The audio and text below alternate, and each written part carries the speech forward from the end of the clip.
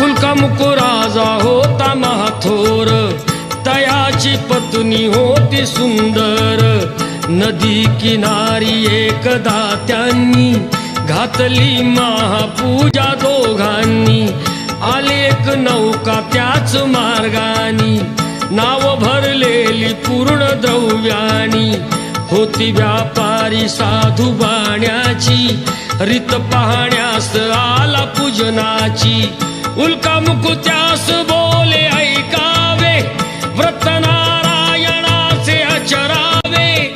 मनोइच्छित फळ मागावे, चरणी श्री हरीच्या लागावे. घराशी आला वाणी परतून, तयाची पत्नी होती शीलवान. तयास नव्हते काही संतान, केला नवस